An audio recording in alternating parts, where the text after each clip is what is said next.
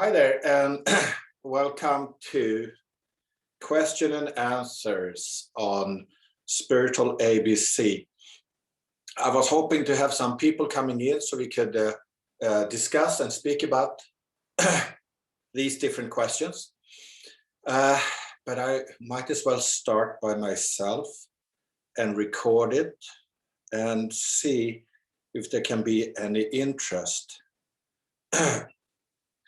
So to explain a little bit what I'm wanting to dialogue about, speak about, I call it spiritual ABC because it's really just trying to explain and dialogue about what constitutes spiritual understanding and progress. And I used in my course, which I sell on Udemy, I speak about 6 different steps towards your understanding of your own spiritual life. You might not call it a spiritual life, but I think these 6 steps will address an aspect of your life that you might not recognize or call spiritual.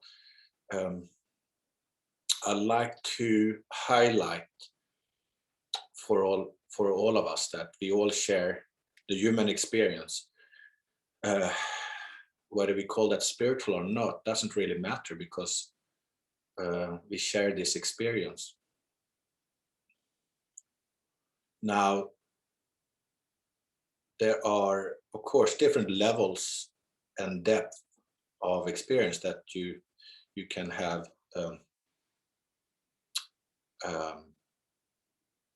experienced.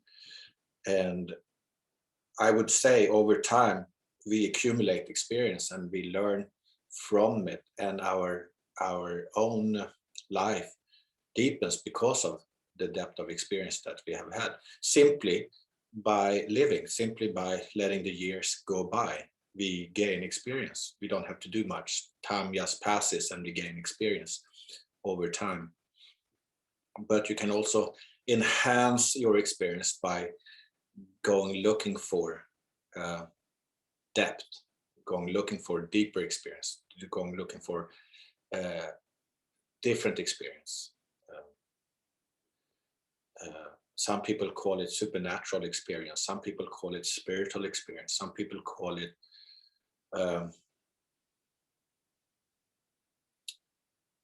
well, there are all kinds of names, but in the end, it just comes down to different levels of experience, shallow or deep, as you might like. So a spiritual experience is just one kind of experience that we all partake in. Because I would venture to say that there's no experience that we are locked out from or not in touch with, even though we might not be that aware or cognizant of. And that's really what the spiritual path is about. It's about pointing. It's about pointing to the heart of experience, and it's really pointing back at oneself, meaning you actually are in possession of that experience right now, and you have always been. So it's like a return to yourself. Now, I have divided, or I have seen in my own life, how this learning has progressed over time, and how I've been through certain stages which needed to be experienced, looked at, and realized in order to venture further. And you might have seen it if you have seen the Facebook event page about this dialogue, this talk. that simply I can speak about these 6 steps, and they are a progression, but they are also inherently part of our experience. So we will speak of them, each one of them, as an experience that we can recognize here and now in our life, as we speak with each other, as we investigate our own self, our own experience in the present moment. So here we go. The first one, which I think is fundamental to anybody's spiritual search, and this doesn't need to be a conjured up need or must that you must do. This simply is, for many people, innate question that we carry with us from when we are very young. Some maybe hold this question in the forefront of their mind more than others. Maybe it's more people growing up, young people growing up, will probably question this sooner or later. And that question is, who am I? Who are we as a being, as a person? And whether that is geared towards the personal sense of self, or to the larger existential understanding of what self is, or what being is, or what life is. So the first part of anybody's spiritual life is the self-inquiry. It's the looking, introspection into who you are. Who am I? Is the question that you can hold in your mind, in your heart. And as you can readily appreciate as we speak about this, you can hold this question within yourself as we speak. And it most likely is not the first time you hold that question. Now, this question doesn't necessarily need to be resolved in the moment you ask it. This is a question you can continuously hold, and you can hold it throughout your lifetime. It's a part of yourself that has this introspective look with which is part of the inquiring mind of always being interested. So that you can identify as the spark of wanting to know yourself, wanting to find out who you are, and on the same premises, finding out what life is all about. Now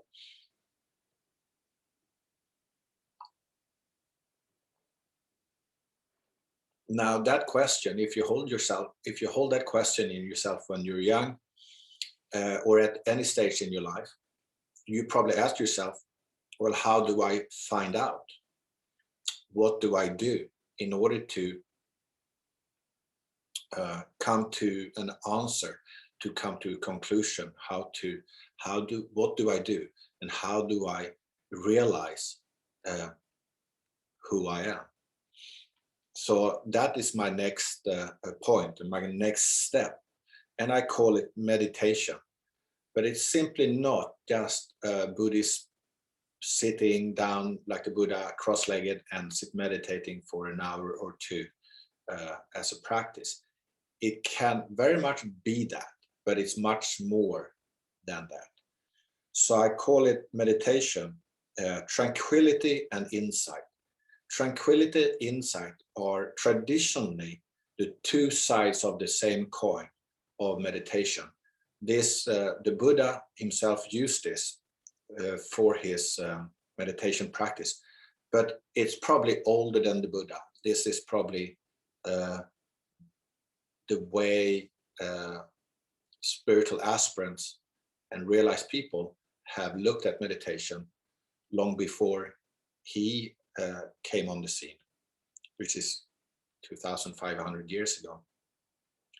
Tranquility and insight reflects two parts to the meditation process. And tranquility is when we become still within ourselves. in order to find out who we are, there's a process of going completely still. And meditation is that process of stilling yourself, going quiet, introspection, and contemplation. So tranquility is the process of becoming calm and relaxed and deeply, deeply calm. That has to do with mindfulness or breathing. It has to do with different meditation techniques, but simply it's a process of being able to let everything be as it is, letting the body relax, letting the mind relax, with the help of the breath relaxing. So the meditative focus on the breath and the body and mind is a helpful tool to slow down. You might have your own ways. You might sit on a bench in nature and just take a deep sigh of relief and relax and opening your senses. There's no monopoly of how to go about it. But what you want to do in the process of looking within is to go quiet. Spend time by yourself. Dare to be still. Dare to let everything be as it is for a prolonged time. Don't be impatient, and let this calmness come over you like a cloak. And at the same time, make sure you don't get lost in the peace that you can experience and only go looking for that. Remember, you're just inducing a state of calmness and of peace and of tranquility in order to penetrate your question of who you are. The ultimate goal of spiritual life is not necessarily to have a peaceful state of mind all the time.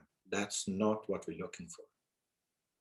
We're looking for an understanding that in the bottom of your soul, in the deepest, most sense of who you are, you have resolved your own question, what you are about and what life is about. When you can relax in yourself as you are, as the person you are in this world. Now, that is not simply an emotional state of being. That comes from a profound understanding of who you are, regardless of how you feel or how you are physically. This is very important to understand because, like the weather, your experience, your emotional self, your physical self will change to the day you die. And we can't control it that much. We can control it to some degree, eating healthily, sleeping well, doing all the right things that can enhance your experience. But fundamentally, you can't really control it. So you need to be able to find a sense of self that is free from all your experience and all the changing experience. That doesn't mean you become dead wood or insensitive. It just means that you see through your own experience. And that's where the second part of meditation comes in. So we work on tranquility, calming ourselves. It leads to, should lead to, can lead to, will lead to insight. Penetrating insight means simply that you're actually giving yourself space and time to allow yourself to experience more of yourself. It might happen suddenly. There might be a crack in your mind and heart that suddenly opens up, and can be shocking, it can be revelatory, and it can be beautiful, and it can be scary. Or it can be a quiet, drawn out opening where you just more and more allow yourself to see things clearly. there are a variety of spiritual experiences that you can have and read about. Not one is like the other.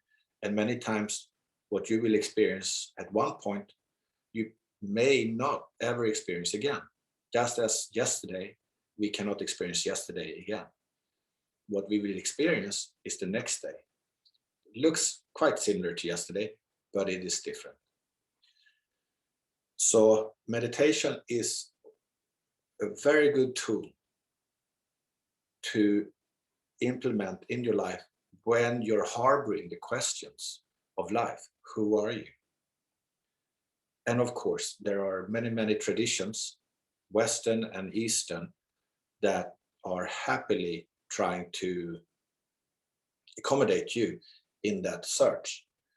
You can go to monastery, you can go to retreat, you can go to yoga lesson.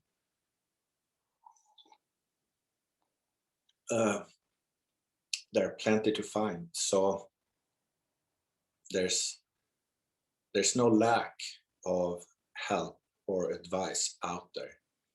Just be a little bit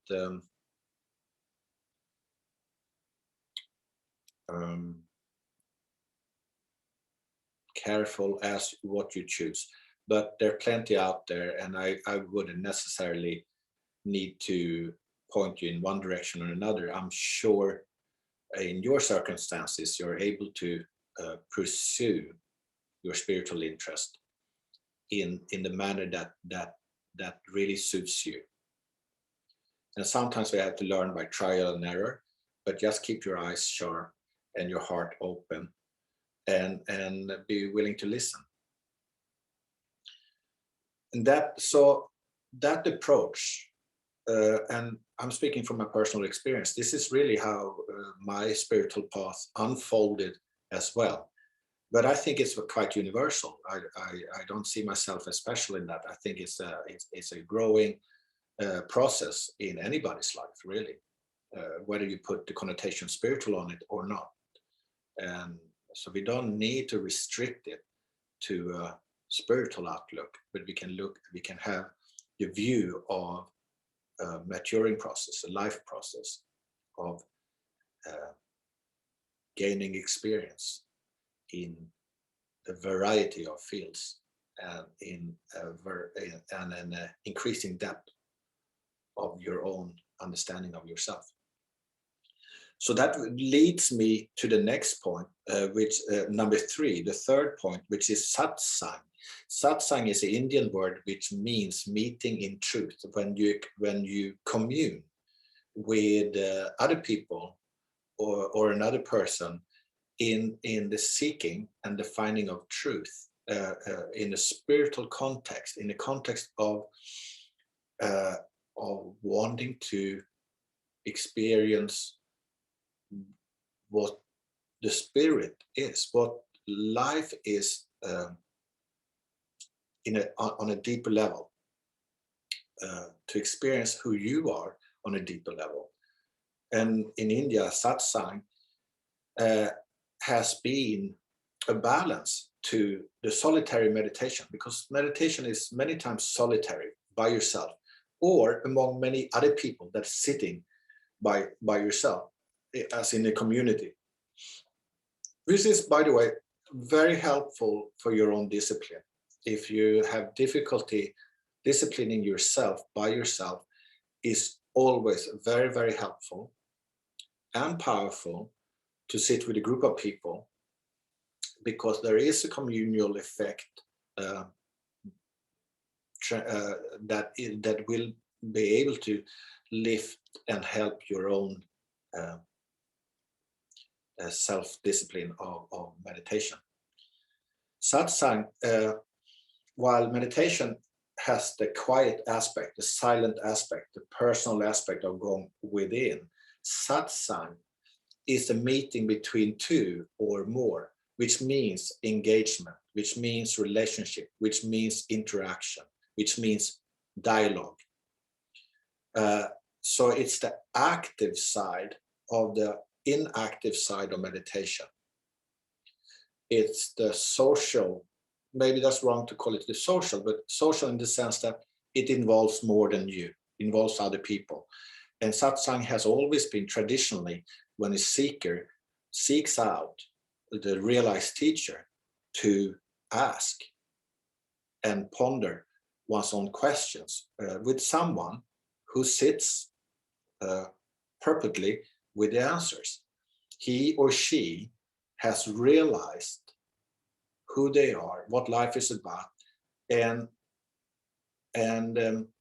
at least by the notion of being the guru or being the spiritual realized teacher, or being the priest or the monk in whatever religious order they come from, if they take the stand as a teacher or lecturer, they somehow stand in authority for what they are speaking about. And of course, they are advocating the spirit, God, truth, love, of course, expressed within the tradition they come from.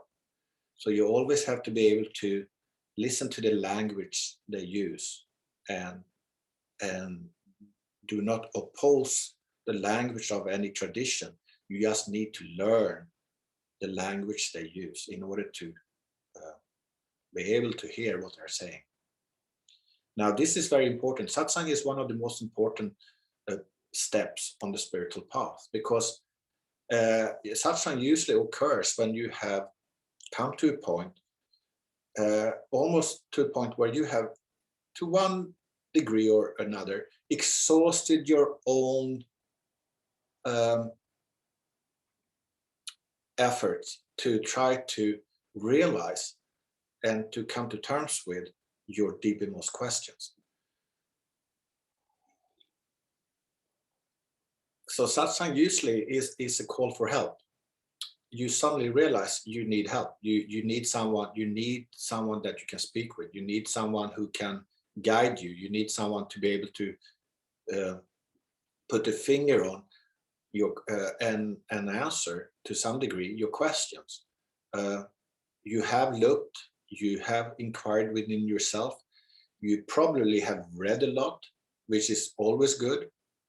The more reading, the more experience, the more language you can understand, because spirit is expressed in so many different languages, within so many different traditions, in so many different ways, and it is quite a jungle to make sense out of all the different messages there are there. And a spiritual teacher, if he's real, or if she is real, would be able to clarify a lot of your questions you have in regards to all these things that you have learned up till that point. Also, a fantastic teacher or a guru, which is the Indian word for a spiritual teacher who is supposedly sitting in their own realization, meaning they are now living in a state of no doubt.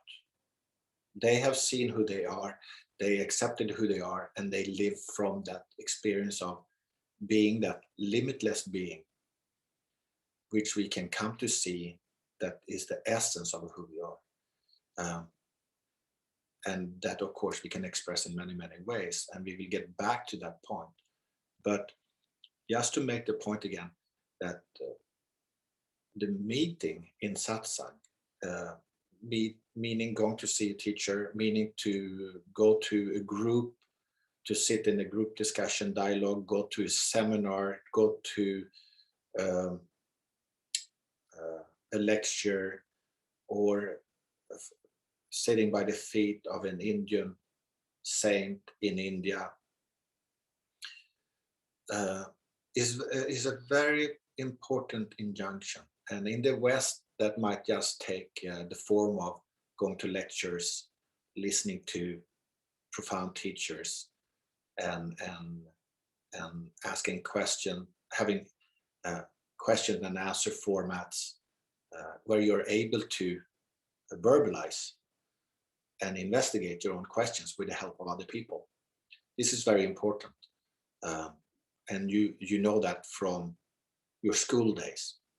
Our teachers helps us to gain more understanding, gain deeper understanding. And their experience helps us to evolve and develop.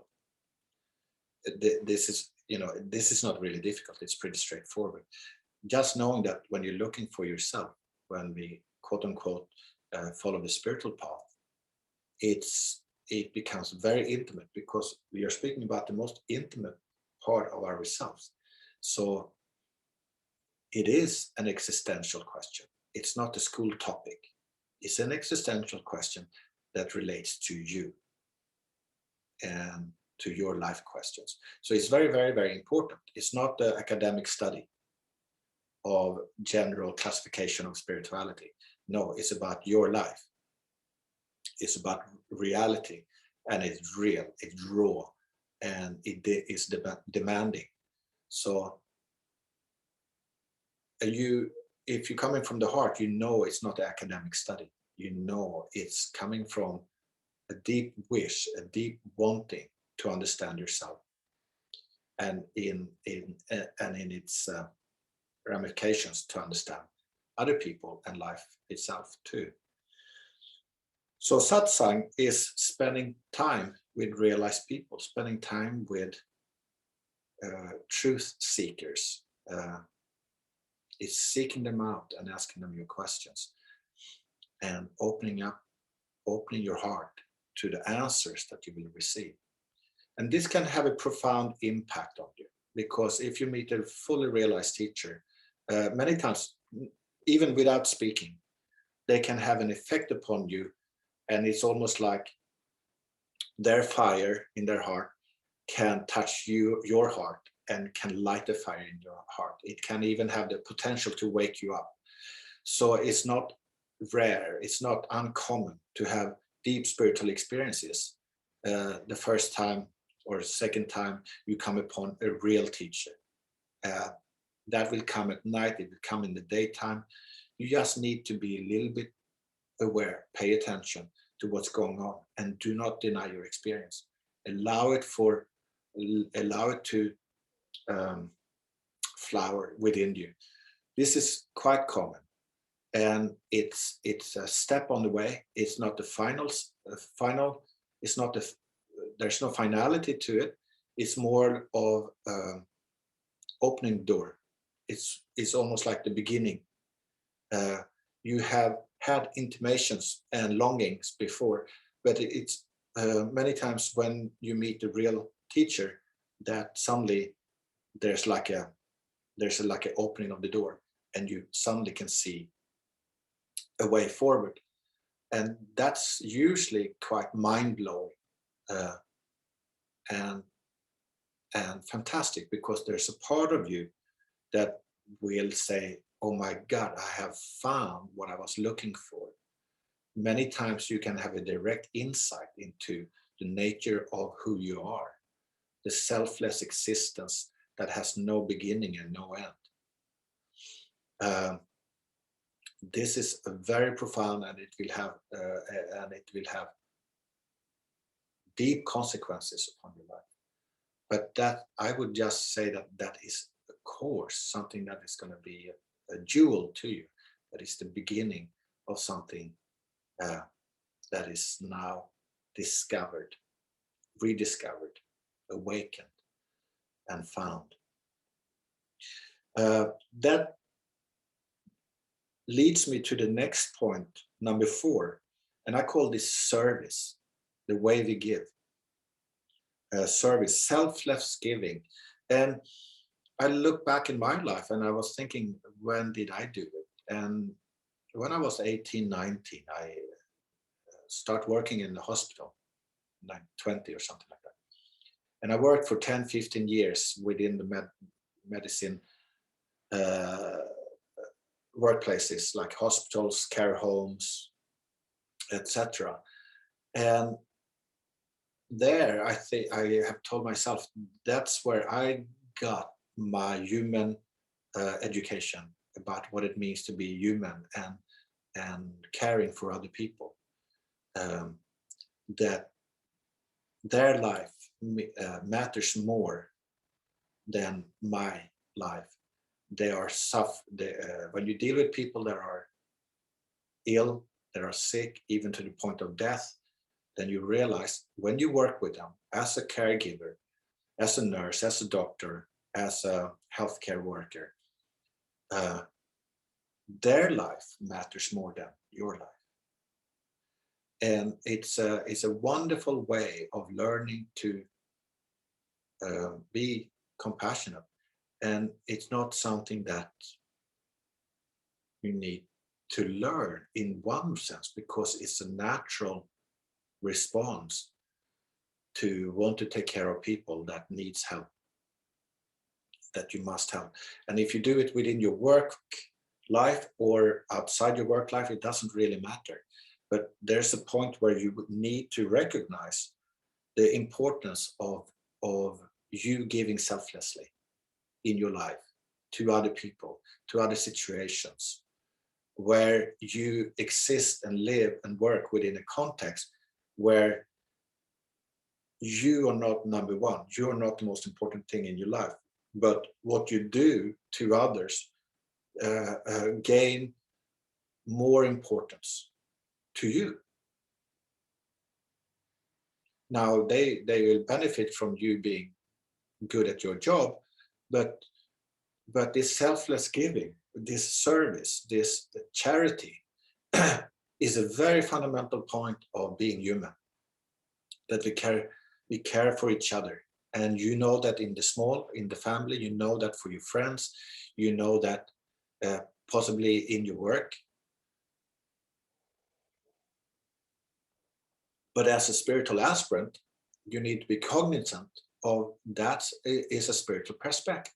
That is in itself a spiritual perspective. You care, you have now taken care of yourself, so you don't really need to look at yourselves that much anymore. Yeah? So you're more available and ready to be there for other people.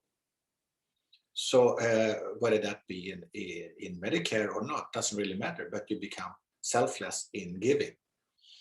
This many religions embody in their work in society. You'll see it in all religions and spirituality.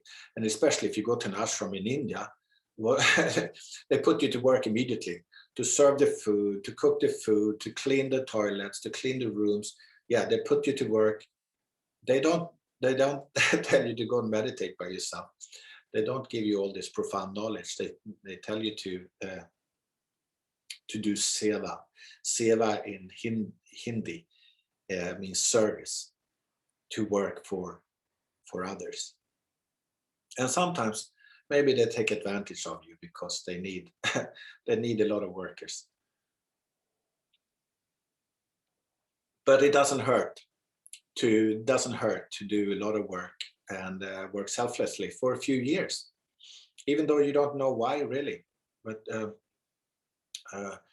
so putting yourself in a situation where you are at service, like many people do in a non-spiritual sense, just wanting to aid, help, is a fantastic, if not the best, educational tool for any young man and woman who needs to learn about life.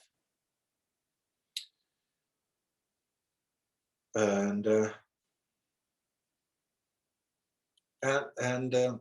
now we've been speaking about the first four, and like I said with the first one, the self-inquiry, always coming back. You can always come back to every point. The first one, self-inquiry. Who am I? Now, this might be episodes in your life, but each one of these points, and we're going to go on to 5 and 6 as well, but each of these points are aspects of your situation, of your reality, of your experience right now. So you can relate to your own self-inquiry as we speak now. Who am I? that you can take on now. Number 2, meditation, tranquility and insight. Even though you don't sit on the floor with cross-legged, you can easily, quickly relax your shoulders, take a deep breath, and relate to meditation, to tranquility and insight, and that peace that you can allow yourself to drop into. Satsang, in the company of truth. Simply this communication, even though you're not now in dialogue with me, but this communication back and forth, this is communing in truth or truth seeking. This is engaging in relationship, whether you do it with friends, like-minded friends, teachers, fellow seekers, guru, spiritual community, or whatever. That is very essential. You can relate to that in your relationships that you have. And if you don't have what we would then call a spiritual relationship, then you have to go and seek it out. It's not necessarily going to come to you. You have to be able to go out the door and go looking for it. Don't be afraid. They're going to be wonderful people that you meet along the way that you're going to be so thankful to that you have met. And you will meet them. You just need to take your first step out the door and you'll go look for them. Whether 1, 2, 3, or 4, maybe just 1, maybe just 2, doesn't matter. This relationship is very important. Where you start daring to ask these questions. And you will find that these questions are not your questions. These are questions of any human being that are interested in finding out who and what they are. Not just at this modern day or in the Western world, but as you would read about all the traditions, these questions has been with humans since way back. So you're not alone in your thoughts. You're not. Service, selfless giving. If you look at your life now, you can see where you serve, where you are selfless. This is not something that has to be only in the past or maybe in the future. This is something you can relate to on a daily basis. How do you treat your parents? How do you treat your friends? How do you go about your work? These things are not a condemnation. It's not a judgment. It's more of a highlighting what the spiritual perspective can look like. And because remember, when we are looking at the spiritual perspective or a spiritual realization of who we are not looking at the neutral ground where nothing matters. We are actually looking at something that is inherently good, inherently full of love, and inherently is unified in a beautiful, fulfilling message, which will just completely open your heart to the rest of the world, if not the whole universe. So it's a completely positive message. Spirituality is a positive thing. It's not a neutral or it's not a negative. It's if you pursue the spiritual, you have nothing but goodness coming towards you. So that's that I dare to say. And if you look at all the religions, they will always say the same thing. Now, so all these points, I want you to be able to relate to it in your present moment, in your life, and then instead of viewing it maybe personally, you start viewing these aspects of your own experience from a spiritual point of view, where you see that, oh my God, this spiritual point of view is not actually something far away. It's actually something I can encompass, I can house within myself. in my daily life here and now. It's about shifting through. It's about shifting through the way you see things. So we're coming to the point number 5, submission, surrender of self. This is quite important.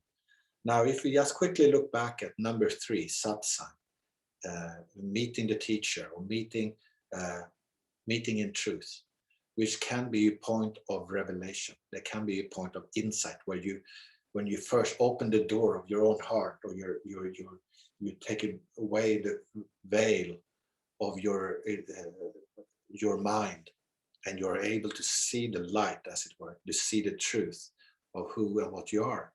That's only the first opening, or maybe second or third opening, to something that you know yourself to be, the real you. But that doesn't mean you have surrendered or given up your selfishness. That is what we call the ego. So in spiritual lingo, the ego is the foe. The ego is that one in you that resists the open heart and the selfless giving and the bigger perspective. Ego is the small-minded, personal, individual sense of self that does anything to keep it in control.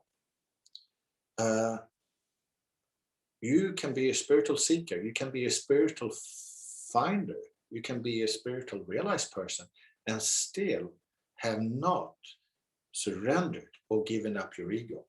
It still can be very much intact. So whenever you are challenged, that part in you will always protect itself.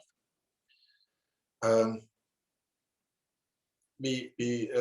this can be seen in a very simple way when we have an argument with someone, or we have a discussion with someone, and we can always come back to yes, but, no, but.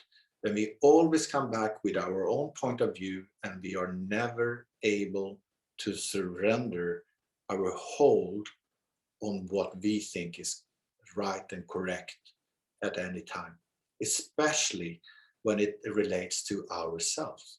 Because if it relates to something that doesn't really bother us, then yeah, we can surrender our opinions about it. We can say, yeah, okay, fine.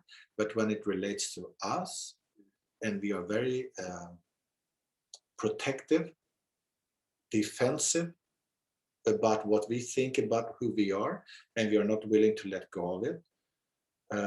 Maybe sometimes when we are feeling good, we are able to allow some more openness about it, but the moment the pressure builds, we close up. This indicates that there is a point in you that still hasn't surrendered. And if you have read enough spiritual literature, you will know that surrender and submission is big points in spiritual life. Jesus himself had to die on the cross. He had to surrender his will to his Father's will, which he eloquently said, your will be done, not mine. That is an example for all of us. What it means to give up that stronghold that we call ego. In different traditions, they call it differently. And you can paint many pictures about how that is exemplified in yourself or in people. But there is something that is also very little understood in the spiritual world, because like I said before, you can have realization without surrender. But in order to be free, where you become your own humble expression of your own self, you have to be able to come to a point where you give up your life and you surrender your stronghold on yourself. And this can be a very scary investigation, because there's no guarantee, there's no knowing, there's no understanding of what comes afterwards for the ego. There's nothing in it for you to gain.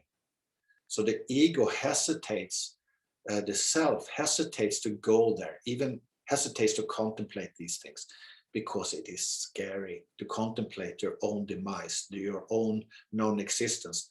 That it will shape the core of who you are. If you have gone through it, you know what I'm speaking about. Some people say, no, you don't have to worry about the ego. Just realize who you are and that's it. I think that's a little bit too simplistic. Yes, you can live quite beautifully in the realization of who you are. But if your ego has never been challenged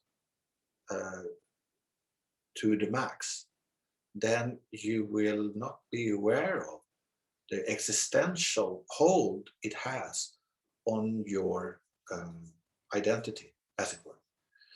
Now, if you have a true spiritual teacher or a true guru, they will never let you off the hook.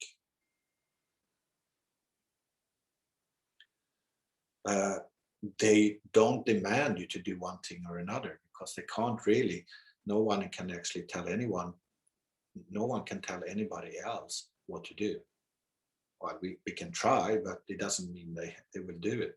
So all a teacher can do, or all a friend can do, is ask and advise or demonstrate what the progress implies and what surrender of the ego means. Because it's not easy to understand what it means. For me, it took years. I didn't even, and I had never contemplated it. So when it was brought into my face, because usually when you hang out with a spiritual teacher or a spiritual community, or when you, and so when you involve, the more you go into a spiritual investigation and you start embracing that, over the years, you will become more confronted with your own shit.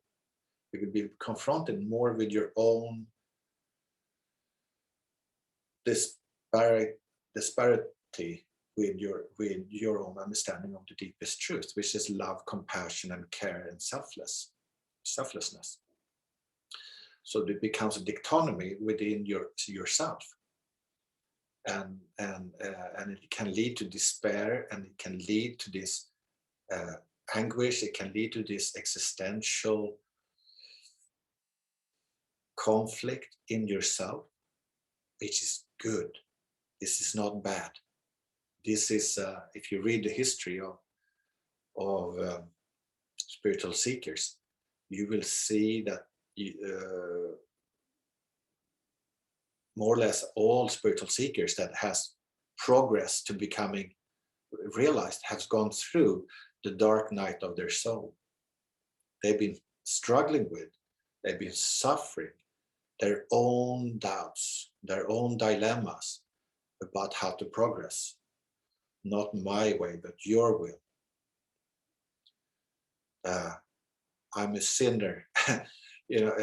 All of these thoughts, all of these doubts, all of these struggles, the spiritual struggles, we can read about. So we are not alone in this. So don't despair if you feel helpless, hopeless, incapable of progressing. It's natural, because the ego finally will come to a point where the ego cannot evolve spiritually. There is a point where the ego and your spiritual evolution can go hand in hand. And then you feel good about it, because you're not challenged. I'm learning so much. I know so much. But there's a point where not like this, like that. There's a point where suddenly the ego cannot follow any longer, because the demand now is that ego has to take the back seat. And that's going to freak the ego out, because what's wrong? It's been joining you all along this path for all this time and been learning so much. What's wrong? Why can't I come the last bit? And that's when the challenge really happens. Now, for that to really mature, do need you do need help and friends and community and teachers. And mind you, you know the context in which you live. So you will find all this within the context you live. Sometimes you have to go far to seek it out. Sometimes you have it around the corner. But you will always have relationships where this will be played out. It will be played out in your life. If this is being played out in your own quarters by yourself as a hermit or as a loner, so be it. But usually it happens in a relationship with other people. And it's important that it does, because you cannot really be your own witness, as it were. It's not simply just between you and God, because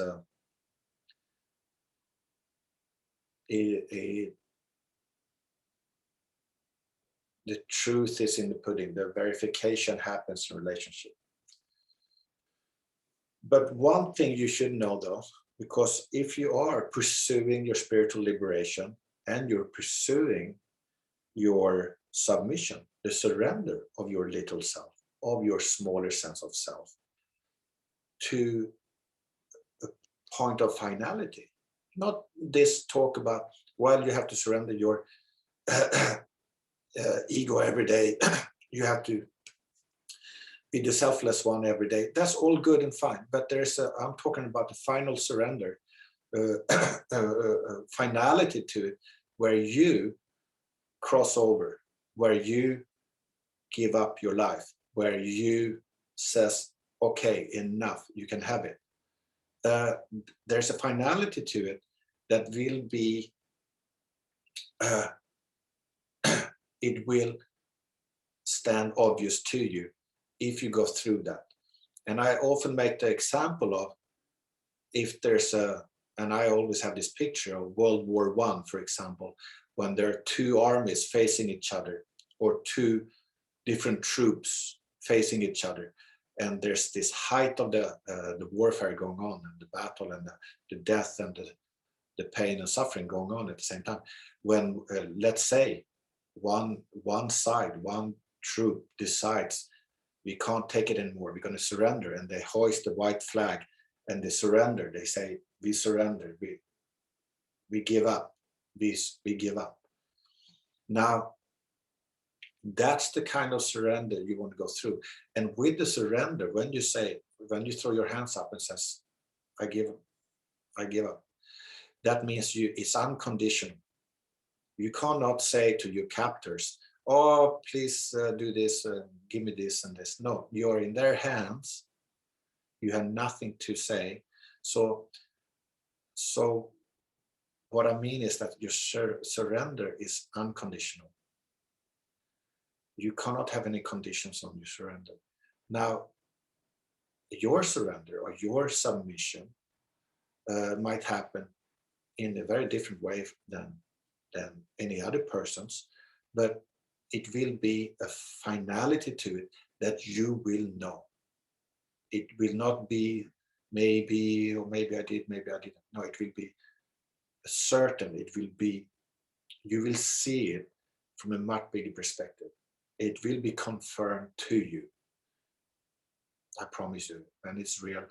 You will be, you have there, you've been, you've gone and you have come back. Now, that's maybe a lot to take in, but just to remember that surrender is a part of the spiritual process, and cannot be ignored or neglected.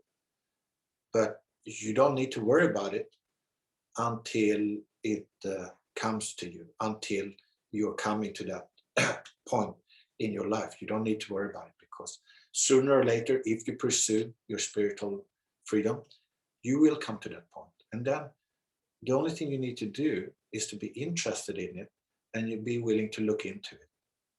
Because it's not an overnight matter. It might take some time to actually get your head around it, and get your heart involved, and then actually questioning yourself if you're willing and ready to go about it. Because sometimes maybe you have to postpone it. You say, in this time in my life, I'm not ready to go there. I'm not prepared. My life, I'm not ready to do this. So you might postpone it. You might shelve it for a while, and you might come back to it many years later, or you might not.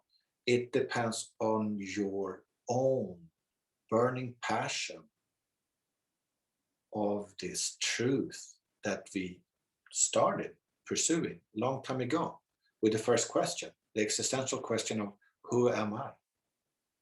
Now, that question is always wonderful, but we can never have the equation of truth without the understanding of ego, and what is it that needs to give up. Um,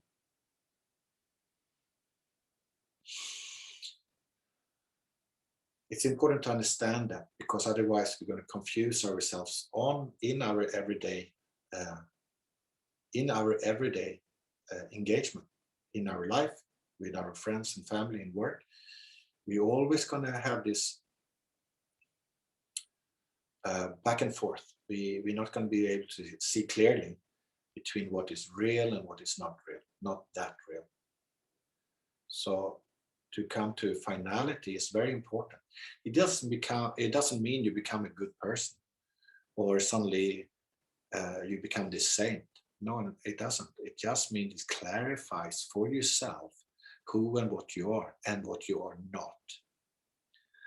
Based on that, you're able to do clear decisions about how you want to go about things. If you want to be responsible, or if you want to be less responsible, depending on your situation and your circumstances and your capacity and all of that. Okay, so we come after the submission. This is the fifth one, the surrender. We're coming to the last point, the last step. Number 6, communion, together as one. Now, some people might wonder, but didn't we cover that in Satsang, in the company of truth, on number 3?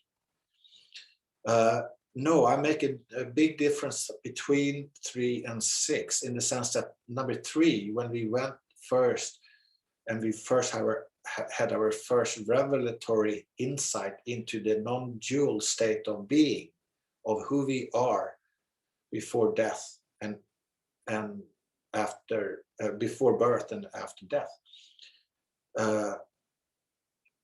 In that sense, we saw, we seen, we experienced what it means to be one,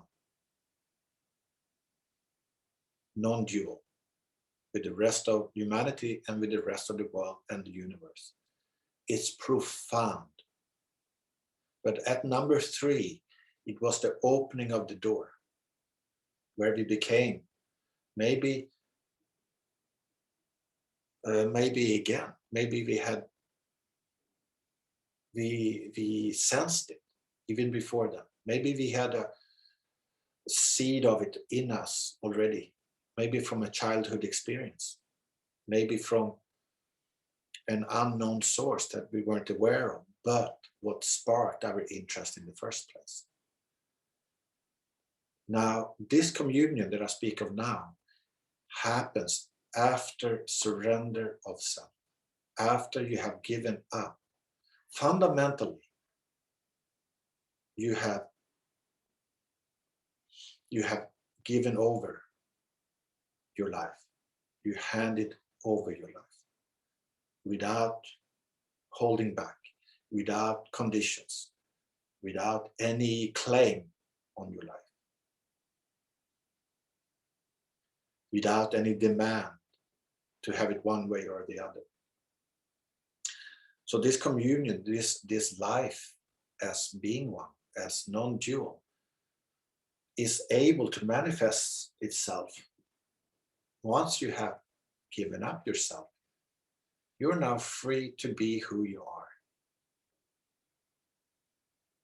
simply as you are. And you know your bad sides and you know your good sides. And you're not better or worse than anybody else. You have your specialities, you have your foibles, etc., etc. But you have accepted and you have given up the stronghold of wanting to be the controller. And you have seen that you are non-different than every other single being on this planet. You're non-different from this life in its totality, and you're able to appreciate life in a holistic sense. You're not bound by your individuality anymore. You're not fearful about your individuality anymore. You're not apologetic about your individuality anymore. You're not protective over it, and you're not defending it.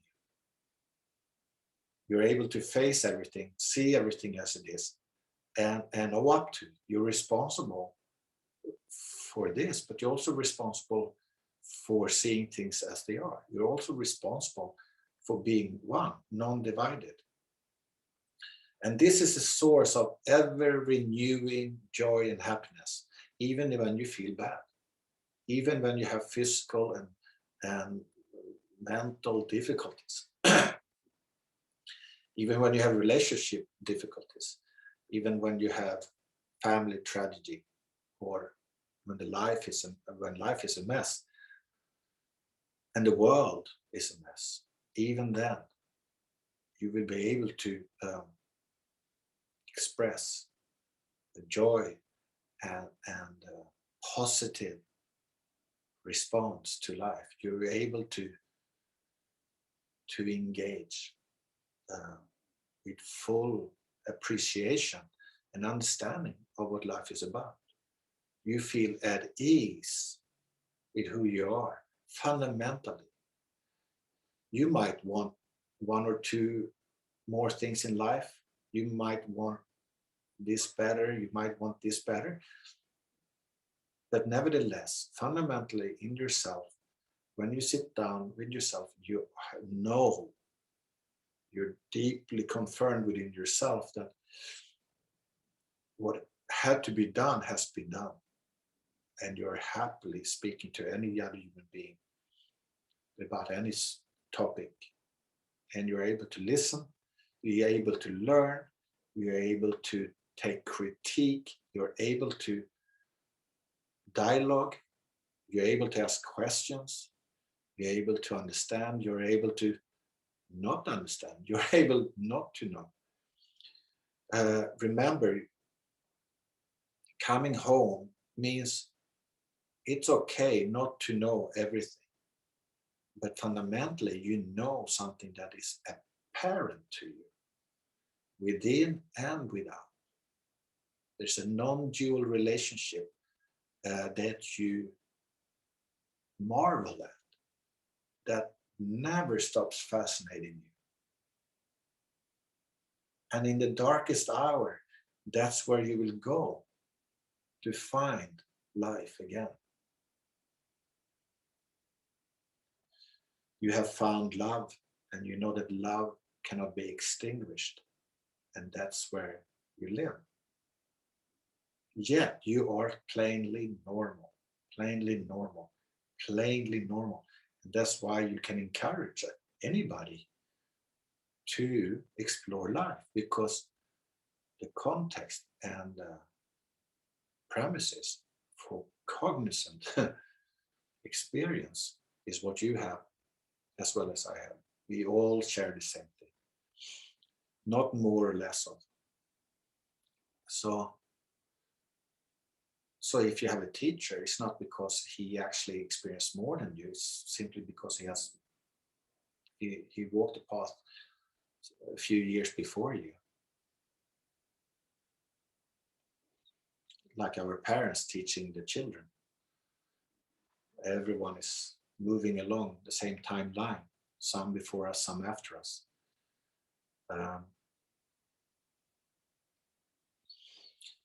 So with that, I think I'm coming to the end of describing the 6 steps or the 6 aspects of a spiritual life. This is one way of describing the process or of being. But it's a one way I found helpful to understand your life and what you're about, and how you can be able to distinguish between a spiritual pursuit and another pursuit that would be maybe career, maybe some skill, maybe some activity. And because it's important to distinguish that the spiritual path is a singular path, and it has to do with ultimate truth. And the ultimate truth always relate to your experience. But it's not your personal truth. It's a universal truth. So I'm not talking about something that is mine, nor yours, but it's something that we can share. And the sixth point, I need to reiterate the sixth point, because I call it the communion, together as one, together as one. Not only have you come home to yourself, but you have come home to everybody else. So, of course, you can treat other people as human beings, which we all should do, and we do to some degree or another, that we are friendly and we care and we take care of each other. But there's another point where you meet with other like-minded people that also share a beautiful interest in the deeper understanding of life, what it means to be human. When we meet these people, when we meet people that are open-hearted, open-minded, we can experience literally the unity between us as non-different, without losing any individuality. Now, this is fascinating, because this is the basis of true dialogue, true satsang. And this is what you can experience when you meet your teacher, this free flow between you. And since I'm an Aikido teacher, this is really the ultimate goal of the physical relationship in Aikido, is to gain that kind of quality of a unified experience. Now, Aikido can lend itself to the experience. It doesn't have to be that experience. But as a spiritual pursuit, with Aikido or without Aikido, the spiritual pursuit is to consciously experience oneness, unity with another human being, with several other human beings, and recognize our non-divided context in which we live. And it doesn't have to be supremely profound. It can be an everyday experience where love rules our relationships, and clear seeing and objective understanding based on dialogue, based on communication, in order to appreciate what life and relationships are. Now, I wish you all the best in your spiritual seeking. If you do have the time, you can't exhaust this topic. It's never ending. And like Osensei said, the founder of Aikido, he said, we have touched, even individually, just on a small piece of what the truth consists of. And it's endlessly fascinating. And so I wish you well in your progress, in your life, in your pursuit of spiritual truth, because it is true. It is true. So if you do have any comments or questions, do get in touch. I'd love to hear from you. Thank you for listening this long.